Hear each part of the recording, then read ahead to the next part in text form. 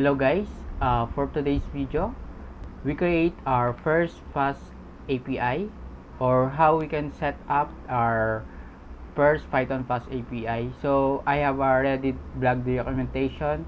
I can add this on my description link below. Before we go to our video, we need to check our Python version in our device or in our machine. So in my case, I use Python 3.13. So I checking it. So I click enter. I use Python 3.13. So if it's working, we can continue on our next step. We create first our folder. Create a new folder. For sample fast API. Then I click this and I open terminal. Based on our documentation, we need to create a virtual environment. Just type in your terminal Python 3. In my case, Python 3. If you are in another version like not Python 3, you can type Python. So, but in my case, I use Python 3. Then make VNV and name of your virtual environment. In my case, I use .vnv, or it's up to you what's the name of your virtual environment.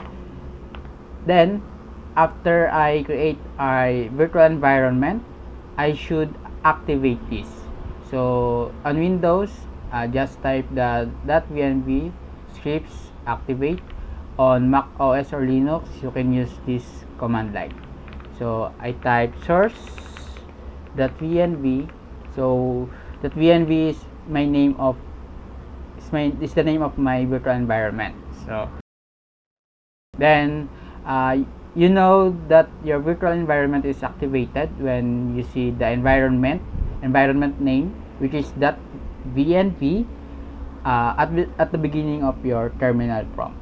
So on next step, we need to install FastAPI and the Uvicorn. Pip install Uvicorn or FastAPI. We should wait. Then here it go. We finished to install the FastAPI. Need the Uvicorn. It need to Uvicorn to be able to run our FastAPI. So then next step is go to our favorite IDE. On my end is PyCharm, or it's up to you. If you have a Visual Studio Code on your machine, it's okay. So just continue. I open my created folder or directory. So okay, here is my created folder. So I open it, then I run this project. While we opening our project, we see we have a template, but we need to change it by copying this code. So we need to see if really working. Okay, we just copy paste it. So app.get, then slash our index. Alright, and our name of our method is readroot. Then our first API is hello fast API. So we need to run it. So we should able to see the output. So type the Uvicorn. Earlier we installed it by pip install Uvicorn. Then type main, which is the name of our file. Then colon, then app. The app is the name of our variable for this. It's up to you what your name for this. Then type reload. Alright, so as you can see, it is running by with our terminal. We need to just copy paste it and type the URL, and then here it go, message hello fast API. One of the advantage of the fast API, it have the automated docs or Swagger. It's already there, so you just add /docs on the end of our endpoint. Alright, we just add docs. Then as you can see, we have the automated documentation. Hello FastAPI. Okay, if we execute it, then this is it. It actually it just it's very helpful because you are already there. You already see the full details. If we just add another API, example, add sample, right? Hello again. We just type hello again.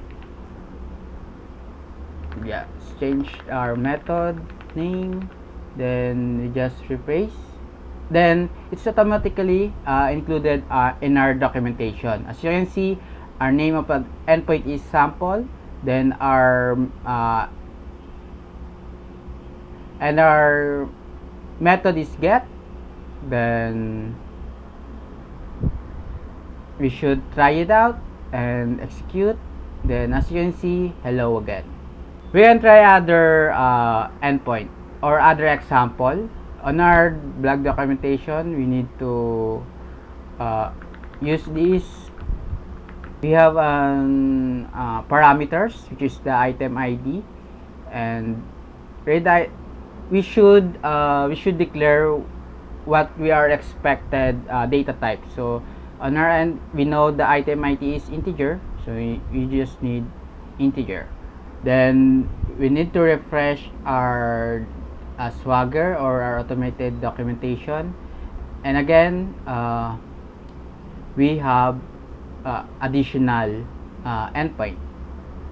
Then we just click the try it out, and we add the item ID, so example 2, and our query is example, and just execute. Then as you can see, the response is item is 2 and Q is example. Alright, just a basic example, but you can explore more and you can start by this. So before you go to advanced level on Python FastAPI. Alright, so that's the end of our video. If you like it, you just subscribe our YouTube channel and follow me on LinkedIn.